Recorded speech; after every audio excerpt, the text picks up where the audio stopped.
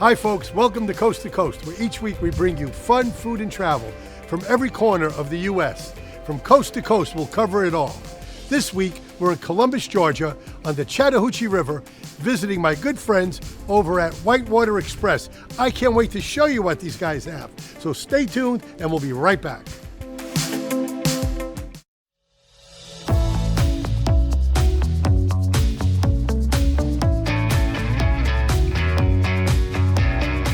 Hey friends, welcome back to Coast. I'm here in Columbus, Georgia on the Chattahoochee River at Whitewater Express with my good friend Will, the Director of Operations. That's us. That's right. So right behind us, we have all these colorful kayaks. Tell me a little bit about the business and what could our audience expect when they come and visit you guys? Absolutely. So we are the world's largest urban whitewater rafting, and we're right here on the Chattahoochee River. So we do mile trips in the morning, and then almost like a completely different river, the water flow comes up due to hydroelectric release, and it changes the river. And so it's great big rapids in the afternoons, mild adventures in the morning, wild adventures in the afternoon. It's so great. Water's not your deal, we'll take you over the river, through the woods. I'm not sure where Grandma lives, but we can go visit her afterwards. And now, when you go on the zip line, you come all the way out in another state, right? That's right. Go to Phoenix City, Alabama, zip line across the state, and come on back to Georgia. Oh my God. Now, your customer base, yes, sir. Are they families? Are they millennials? Older people like me? Would they be able to get on one of these things? Oh, sure. Really, we take a lot of everybody. So we take a lot of multi-generational trips where the whole family's coming down. We get a lot of adventure seekers that come up. We're the closest whitewater rafting to the entire state of Florida. And so we get a lot of Floridians that come up on vacation that want to get away from the beach, you know, and enjoy a great opportunity just to enjoy some great whitewater rafting, cool zip lines that go across the state lines. Wow. And what's the average time of a trip? Sure. Our classic trip is around about 2 hours. Then later in the afternoon, we do 3-hour trips, those big, longer, wild adventures. Zip lines are about 2 hours as well. So it's a lot of fun. Wow, it's a whole day adventure. It is. And uniquely, we are open year round. So we even raft in January. We have much milder winters than say up north or somewhere. And so it's fun. We do a lot of fun stuff year round. Well, that's awesome. You want to talk about some of these kayaks? Absolutely. These are our whitewater kayaks. Whitewater kayaks are, it's really popular here. In fact, we've had the National Freestyle Championships right here playing on the little playboats. And our big wave, we have a 6-foot standing wave, everyone calls good wave. And the championship has been held there twice. And so we have great opportunity. Maybe we'll teach you how to kayak, be a mermaid with a boat on the bottom. Well, I don't know about that. So, we have some fun. They actually have competition for people whitewater rafting and kayaks? Absolutely. They do flips and tricks and spins and all that. Now I can do some eating competitions, but I don't know about whitewater rafting. What else do you have? What kind of equipment do you have here that people can come and visit? And So we do lots with our personal flotation devices. We try to keep our river safe as possible. We have a souvenir shop for when people come and visit. There's t-shirts and hats and all sorts of great brands. We carry gear so you can go out into the wilderness, and we also carry just souvenirs as well. Hey folks, thanks for watching Coast to Coast. We'll be right back in a few minutes as I go get ready to visit the whitewater rafting, so stay tuned. We'll be right back.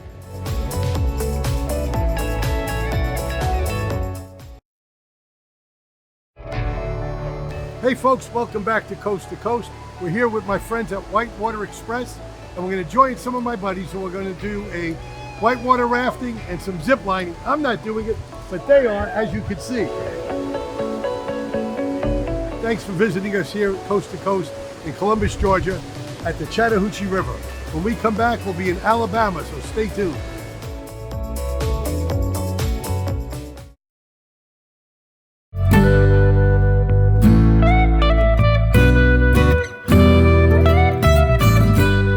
Welcome back to Coast. We are now in Phoenix City, Alabama, right across from Columbus, Georgia, right over the river. It's a wonderful spot, and we're here at the Phoenix City Amphitheater. What do you know about it? I know a lot about this, but mostly I know it for the great music that's been brought here by the Arts and Entertainment Department. Brad Strickland, who runs it, who's going to join us, has brought great names like the Turnpike Troubadours. He's brought Jamie Wyatt, and they have made music here. They've defined the area, and this is where the music for the Columbus and Phoenix City area happens. And it's right across the river from Columbus State University. So before we get started, I'm going to bring in my friend, the president of the Phoenix City Chamber, Dennis Beeson. Hey, how are you? What's happening, my friend? Good to see you this morning. Hey. Hi, how are you? Nice to see you. So let's talk a little bit about your great city, because I've done a lot of research on it. It's just amazing to me, but you know better than anyone. So, well, it's a great place to live. Matter of fact, I'm a transplant, but I'm happy to be here because of the rich history that exists here and the great partnership in this region.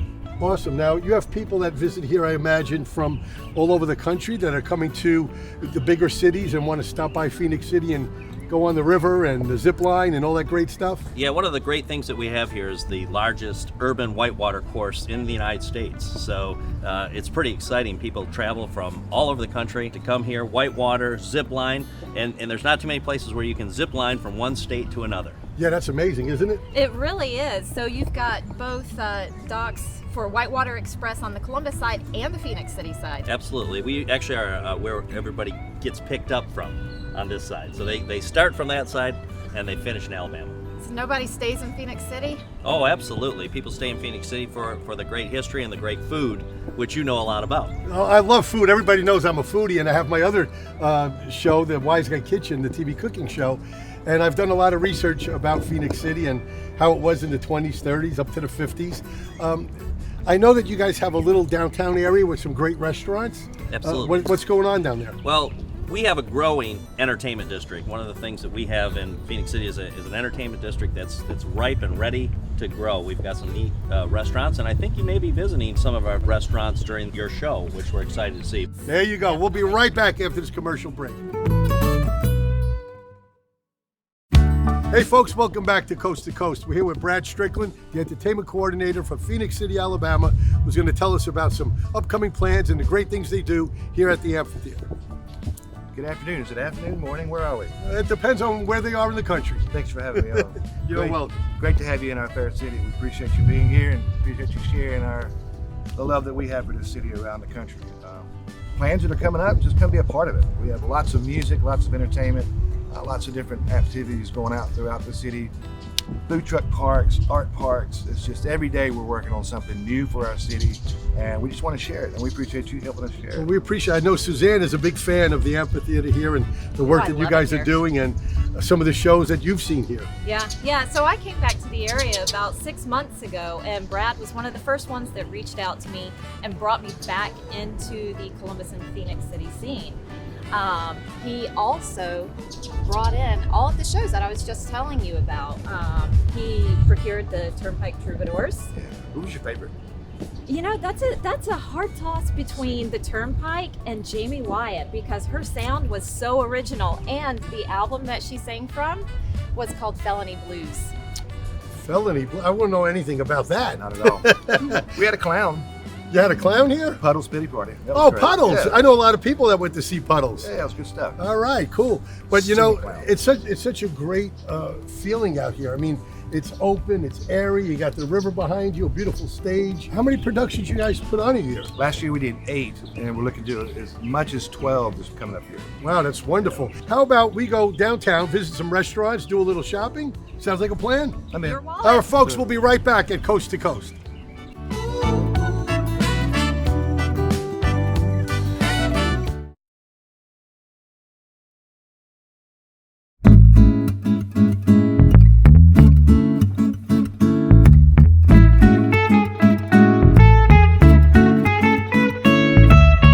Folks, welcome back to Coast. We're here this week in Columbus, Georgia, in front of the Springer Opera House, and I'm here with my beautiful co-host, Suzanne G., who actually lives here in Columbus. I do. And tell us something else about the Springer Opera House. Well, aside from it being the crown jewel of Columbus, we also refer to it as the State Theater of Georgia. It's the oldest opera house in Georgia. Well, I can't wait to go inside, and Danielle has promised us a wonderful tour, so let's get going. Hey folks, welcome back to Coast.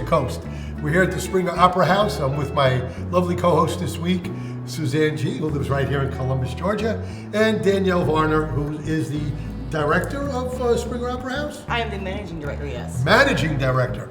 So when I first walked in, I see all this artwork and decor, and it's just amazing. How old is this building?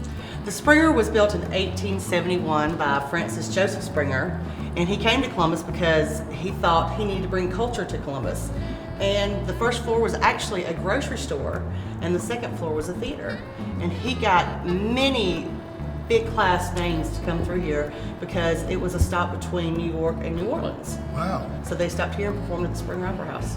Now, is it true that this is the oldest continuous theater in the U.S. as far as shows go? It's never stopped doing performances? We have never stopped doing performances. There was a brief time in the 1920s that we stopped doing performances, and that's when movies really came out and were a big thing back then. So they did movies. They stopped doing live theater for a little while and started doing movies here at the Springer. Wow. Well, when I walked in, I was walking the hallways, and I noticed that Burt Reynolds actually performed here as well, and He did. And President Jimmy Carter as well. Absolutely, yes. Wow, that's amazing. What else could you tell us about the Springer Opera House? Well, the Springer has been through 2 renovations, one in 1964 and then one in 1998. In the 1964 renovation, it was really a metropolitan city. They were building these big, huge, elaborate buildings, and they wanted to demolish the Springer. Really? So several local historians came and saved the Springer from the wrecking ball. One of them is Emily Woodruff, who actually brought a lot of her friends from California and gathered their community together and said, we have to save this building. And that's who our main theater is named after, is Emily Woodruff. I'm getting the chills just thinking about it. What else could you tell us about the Springer? We are producing theater, which is a dying breed, and we produce all of our own shows here at the Springer. We do 11 productions a year. We are also home to the Springer Film Institute, the Georgia Repertory Theater, and the Springer Academy. Wow, so you actually train actors here as well? We train young kids not only to be actors, but to be the best person they want to be. That is beautiful. That really is. Danielle, when I first walked in here, I saw this magnificent lobby, like I've never seen before anywhere else. Could you elaborate a little bit on that? Absolutely. This marble floor is original to the 1901 building.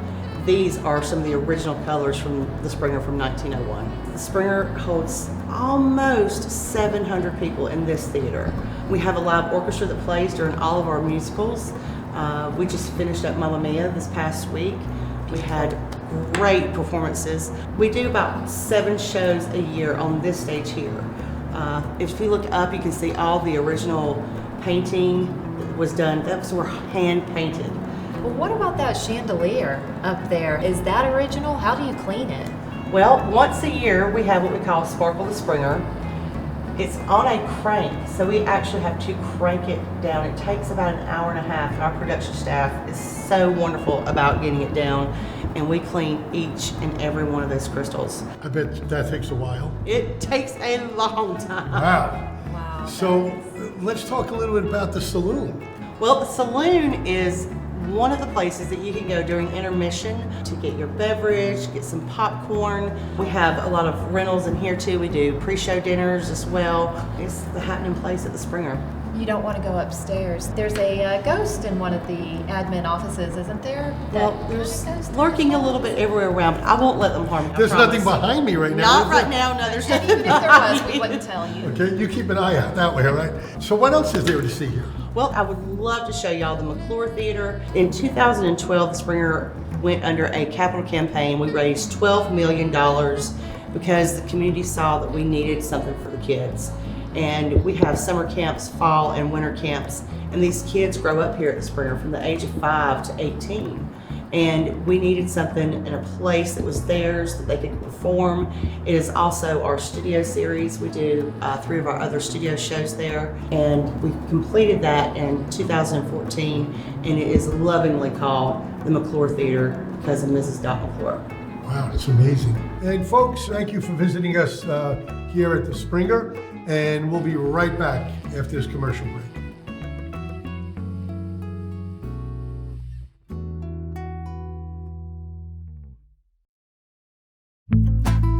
Hey folks, welcome back to Coast. We're back on the other side of the river here in Columbus, Georgia at the National Civil War Naval Museum. But before we introduce Holly, the executive director, I want to check on my co-host and see what she knows about this museum. So what do you know? Well, I do know that this is home to one of the ironclads that was excavated out of the Chattahoochee River in the early 60s, if I remember my history correct. And Holly informed me that the bases themselves sat in an open air environment for more than 40 years before this museum was built. And what year was this museum built, Holly? This museum was completed in 2001. Wow. And so since then, they've added in a little bit more than just the remnants of the ironclad. There's almost like a living history that's here. Yes, you're right. We have immersive environments here, like the one that we're standing in right now. Yeah. In fact, in 2001, when we built this facility and put the 2 ships into this building, we also changed the name of the institution to the National Civil War Naval Museum, because we wanted to reflect the histories of the entire war, the histories of both navies, both Union and Confederate, so that we told the whole story.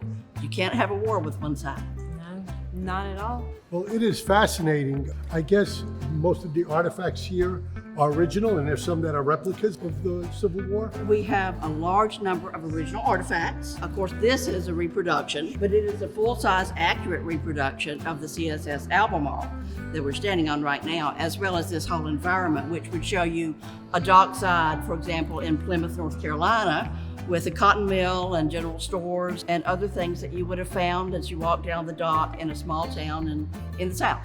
That's wonderful. Now, have any famous military personnel been here to visit that you know of? or- Everybody who's ever been in the military is famous to me. That's exactly right, because we all support We our men and absolutely women in the support our military. troops. But this is a wonderful, wonderful place, and you know, if you can't tell, I'm from New York, right? I can tell. Well, I just can a little tell. bit, right? When I came down here, I would never expect to see something so rich in history on this little river. To me, it's a little river, but to you guys, it's like a big river, right? It's just amazing. Who came up with the idea to put this together? Well, we have a board of directors, as is true with any private nonprofit institution. And of course, those who instigated the excavation of the ships also helped tremendously with the building of this facility.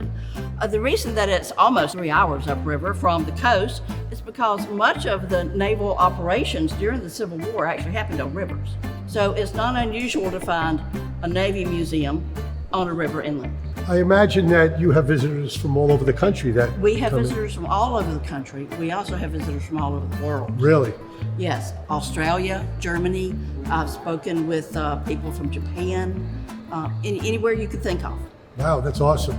Now, what was your favorite piece of this museum that you enjoyed? It was definitely the ironclad, seeing how massive it was, seeing the frame where the iron plates would actually sit on the side, and just the fact that, you know, these ships floated. It was iron that floated. It's just Amazing. It's Now, surreal. It is. It's my understanding that it was actually excavated right here on the river? Right here on the river, because that ship was built right here in Columbus. Oh, wow. The CSS Jackson would have been the 24th Confederate ironclad had it made it to commission and into service. Awesome.